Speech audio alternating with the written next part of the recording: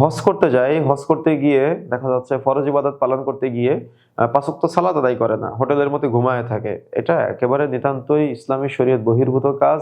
আসসালামু আলাইকুম ওয়া রাহমাতুল্লাহি ওয়া বারাকাতুহু। আলহামদুলিল্লাহ, আলহামদুলিল্লাহি হামদাশ শাকিরিন ওয়াস সালাতু ওয়াস-সালামু আলা রাসূলিল কারীম, আম্মা বা'দ। প্রিয় দর্শক, ইউনাইট টিভির পক্ষ থেকে আপনাদের সবাইকে স্বাগত জানাচ্ছি। আমরা অত্যন্ত গুরুত্বপূর্ণ একটি বিষয়ে কথা বলবো। আমাদের অনেক দিনী ভাই ও বোনেরা হজ ওমরা পালন করতে যায়। বিশেষ করে যখন আপনি ওমরা পালন করতে যান, দেখা যায় অনেক ভাইরা আছে যারা ওমরা কিন্তু ফরজ না, কিন্তু ওমরা পালন করে এসে কষ্ট হয়ে যায়।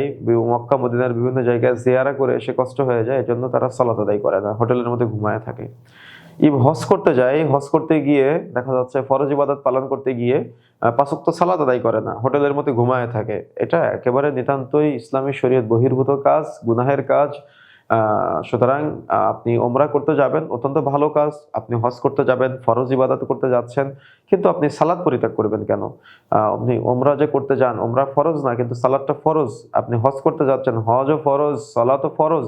সুতরাং আপনি অবশ্যই ফরজ এই ইবাদতটা কন্টিনিউ করবেন ইনশাআল্লাহ। হোটেলের মধ্যে ঘুমিয়ে থেকে ফরজ ইবাদত তরফ করবেন না। আশা করি বিষয়টা বুঝতে পেরেছেন। সুতরাং এই ভুল থেকে বিরত থাকবেন।